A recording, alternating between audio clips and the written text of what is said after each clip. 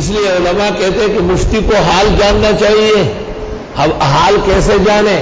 نہ وہ اخبار دیکھتے ہیں نہ ٹیلی ویژن دیکھتے ہیں. اس کو حرام ناجائز کہا ہے. بھائی ٹیلی ویژن حرام ناجائز ہے، جتنا حرام آپ کہتے ہیں اس سے بھی بڑھ کر ہے. فحاشی ہے، بے حیائی ہے، ننگی عورتیں ہیں، بے حجاب بے محابہ لوگ ہیں. لیکن کیا اسمبلی کی سیٹوں پر مولویوں کے ساتھ ننگی عورتیں بیٹھی نہیں ہوتی؟ جس کو کبھی یہ ٹرالی کہتے ہیں کبھی کیا کہتے ہیں. تو اسمبلی کا سیٹ تو نہیں چھوڑ رہے ہیں، انتخاب چھوڑ رہے ہیں. کیا تصویر قطعاً حرام نہیں ہے؟ اشد الناس عذابا یوم القیامت المصورون. اور سارے سیاسی مولوی وہ تصویر پر ایمان رکھتے ہیں، کلم کلہ اپنے پیغمبر کے برخلاف. وہ کہتے ہیں ہماری ضرورت ہے، ہم دفنائے جا رہے ہیں، ہمیں زمین میں مٹی کیا جا رہا ہے اگر میڈیا نہ استعمال ہو. مزید تفصیلات کے لیے مفتی اعظم پاکستان مولانا مفتی محمد شفیع صاحب کی کتاب تصویر کے شرعی احکام 70 علماء اکٹھے ہیں. حضرت مولانا یوسف بنوری مولانا مفتی محمود کے بھی دستخط ہیں. وہ بھی اس میٹنگ میں بیٹھا رہے جس میں تصویر پر بحث ہوئی. آج خود ان کے لوگ مفتی صاحب کی چاپ شدہ کتاب 70 فقہا کی موجودگی میں لکھی گئی، اس کے خلاف مختلف شکلوں کو جائز کر رہے ہیں. اعاذنا اللہ منہا.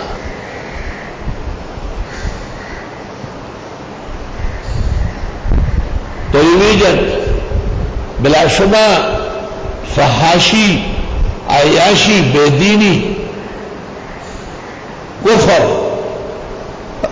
ذلت، رذالت، فسق و فجور کو پروان چڑھانے کے لیے بنائی گئی ہے، کیونکہ بنانے والے وہی لوگ تھے.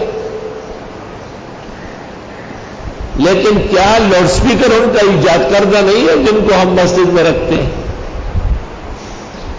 ٹیپ ریکارڈ اور جتنے بھی ٹیلی کاسٹ ہے اور تار ہے اور یہ لاسل کی سلسلے ہیں اور موبائل ہے، ان تمام چیزوں سے فحاشی اور بدماشی بھی آگے جا رہی ہے.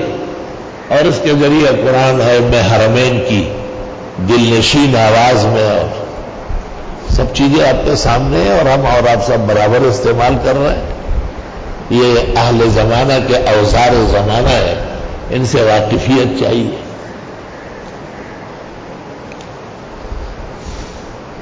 مولانا اشرف علی صاحب سے کسی خلیفہ نے خط لکھا کہ میں نے آج کل گھر سے بندوق نکالا کیونکہ بندوق اعلی معصیت ہے، یعنی کسی وقت بھی معصیت صادر ہو سکتی ہے. حکیم الامت واقعی حکیم الامت نے ایک جواب لکھتے ہیں، بندوق اعلی معصیت ہے مگر صدور معصیت اختیاری ہے. جیسے اعلی تناسل اعلی معصیت ہے مگر معصیت اختیاری ہے، اس لیے ہنسی ہونا حرام ناجائز ہے، اس لیے گھر سے بندوق نکالنا بھی ناجائز ہے.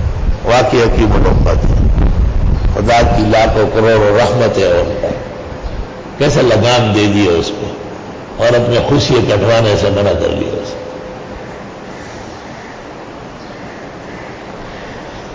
کوئی شک نہیں کہ ٹیلی ویژن پر یکدم گلپاڑا شروع ہو جاتی ہے، ہاں، اور کم روجان آ جاتی ہے، اور کبھی گلنار بیگم بھی ہوتی تھی. لیکن اس پر حضرت مولانا فضل الرحمان بھی آتے ہیں جو اہل حق کا سپہ سالار ہے، اور ان کا آنا فرض ہے کیونکہ وہی تو فواسق کے سامنے ہے. بے دینوں کے مقابلے میں سب سکندری وہ اکیلے تن تنا ہے. تو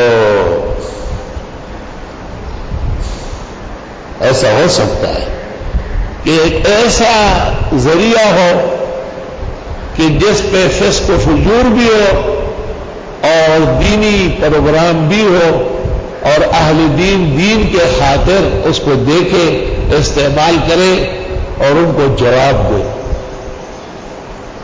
جب آپ جانیں گے نہیں کہ فقہاء کہتے ہیں مفتی نہیں ہے، اس کو کچھ پتہ نہیں ہے۔ اس درمیان میں ایک چھوٹی سی مثال دیتا ہوں۔ ہمارے ایک استاد نے مجھے کہا کہ گرمی بہت لگی ہے، چلو سبزی منڈی یہاں تھی اس زمانے میں قریب میں، یہ تربوز لیتے انجوانا، چلے گئے، ایک دو تربوز لی ہے، مجھے کہا ذرا توڑو اور چکو۔ میں نے کہا جی روزہ ہے۔ چلا پجی جہالت کے پروتے وہ خرید تو وقت سکل نہیں سب دم رمبت نشتا بھائی پتہ رہتا ہو بازار سے مڈائی تھا۔ میں نے اس میں سے تھوڑا سا وہ کاٹا اندر سے اور نکال کے حضرت کو میں نے کہا حضرت آپ چکے، میں نے تو تربوز افطار میں کھانا نہیں ہے، آپ کا شوق ہے۔ جب انہوں نے زبان ترکا دکاندار کہنے لگا او مولوی ہو، سرعام کھانے لگے۔ میں اور کجی جواب اس ڈرامے جب پاس جو سو بازار بولے مولوی آئے ہوئے ہے، کاٹتا ہے دوسرا کھا رہا تو نیکان میں سو بدی شویس افطار بدی اخشوی دا ہوا تمہارے جو بازار بدی زینے 3 آدمیوں کے لیے لکھا ہے فقہاء نے کہ وہ چکھ سکتے ہیں نا، ایک یہ جو حضرت جی کو پیاس لگی تھی، اور دوسرا وہ خاون اذا کان بالها سیء الخلق، جب خاون بد اخلاق ہو، مرچ مسالے پہ جھگڑا کرتا ہو تو وہ غریب کے روزے کی حالت میں تھوڑا سالن منہ کم ڈالے، یا چھوٹا بچہ ہے اس کے لیے کوئی بوٹی یا آلو وغیرہ نرم کرنا، صاف کرنا، تو ماں چکھ سکتی ہے، منہ میں ڈال سکتی ہے پھر پہن کے۔ خلاصۃ الفتاوی میں موجود ہے، دیگر معتبرات میں، لیکن مسئلے کے استعمال کی جگہ ہونا چاہیے۔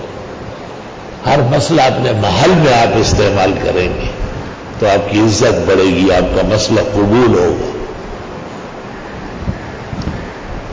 بخاری شریف میں ہے کہ حضرت عمر رضی اللہ عنہ نے کچھ لوگوں کی کچھ باتیں سنی کہ عمر ہٹ جائے یا مر جائے پھر ہم دیکھتے ہیں کیسے کوئی خلیفہ بنتا ہے۔ حضرت عمر غصے ہوئے تو جلالی آدمی نے عبد الرحمن بن عوف نے کہا علی رسلک، آرام سے رہو، ھذا موسم یشتمل علی غوغاء الناس، بخاری، اس موسم میں تو خراب لوگ زیادہ آتے ہیں، رش ہے، بھیڑ ہے، فَيَنْقُلُونَ عَنْكَ مَا لَمْ تَقُلْهُ، وہ باتیں پھیلا دیں گے جو تم نے کہی بھی نہیں ہے، خاموشی اختیار کرو۔ وَإِذَا اتصلت إِلَى الْمَدِينَةِ وَهِيَ دَارُ الْعِلْمِ وَالْفِقْهِ وَالسُّنَّةِ، وہاں جا کے مسئلہ بیان کرو، موقع محل دیکھو۔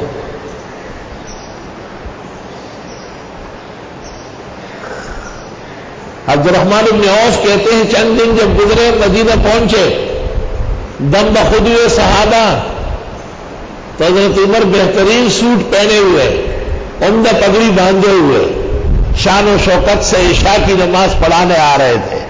کم صف میں تو میں نے ساتھیوں سے کہا آج وہ تقریر کرے گا جو اس نے ابھی تک نہیں کی ہے، یہ نہیں کہا کہ میں نے منع کیا، توبہ، عمر کے بارے میں ایسا، صحابہ ان کی عظمت سے واقف تھے، کہا آج وہ تقریر کریں گے جو ان کو کرنی تھی۔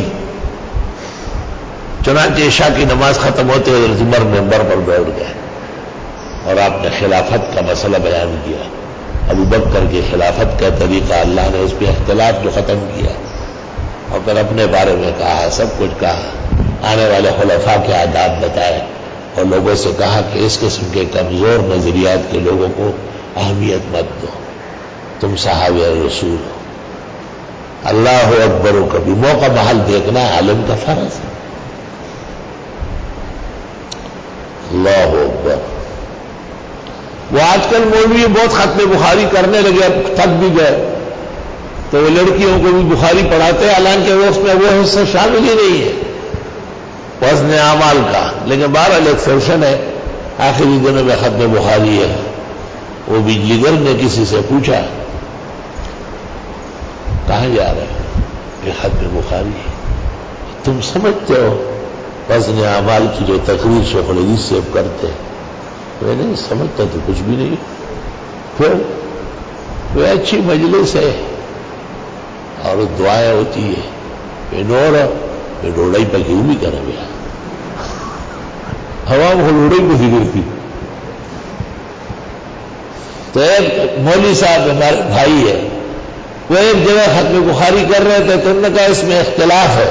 ایک عوام بیٹھا ہوا تھا, اس نے کہا خبردار, بخاری اللہ کی کتاب کے بعد سب سے بڑی کتاب ہے, اس میں کوئی اختلاف نہیں. اب وہ حدیث رہ گئے اور ان کی اور ان کی لڑائی شروع ہو گئی. ظاہر کیا اولاد خبردار کا نام جو بخاری میں آج تک اختلاف نہیں ہوا ہے. معرفت اہل زمانہ. انگریز محقق رائٹر نے لکھا ہے کہ یہ ٹیلی ویژن اور وی سی آر یہ نکالے گئے تھے اسلام کو نقصان پہنچانے کے لیے, لیکن اس سے اسلام کو فائدہ پہنچا, اور 3 وجہ سے. ایک تو ہم وقت ان کا کعبہ اور مسجد نبوی نظر آ رہا ہے, اور وہ جو دیکھے وہ تو خانہ خدا ہے. کعبہ ہر دم تجلی برفض, کعبہ ہر دم تجلی برفض, او ایز اخلاصات ابراہیم بیر. ایک آنکھ کے جھپکنے میں سرگ رکھ کے 24,000 جلوے نازل ہوتے ہیں کعبہ پر, اور پھر کعبہ شریف سے پوری دنیا کے مساجد اور مدارس میں تقسیم ہوتے ہیں. مولانا علوم اس کا ذکر کرتے ہیں کہ یہ جو کعبہ شریف پر ہر وقت جلوے نازل ہوتے ہیں, اس میں ابراہیم علیہ السلام کا اخلاص ضرور شامل ہے. کعبہ ہر دم تجلی برفض, او ایز اخلاصات ابراہیم بیر. اللہ تعالی ہمیں سچا حج, سچا عمرہ اور نتیجہ خیز اللہ کی رضا کے باعث درس, بیان, علم, عمل, خاص کر سفر حرمین شریفین خیر سگالی, عافیت, امن و امان کے ساتھ نصیب فرمائے. کیونکہ لوگ تو ویسے بھی جاتے آتے ہیں نا, مکہ گئے, مدینہ گئے, قدس بھی گئے, جیسے گئے کہ گھوم پھر کے ویسے آ گئے. جیتے جو کوئی تھی وہ تھے ہم کلی تھی.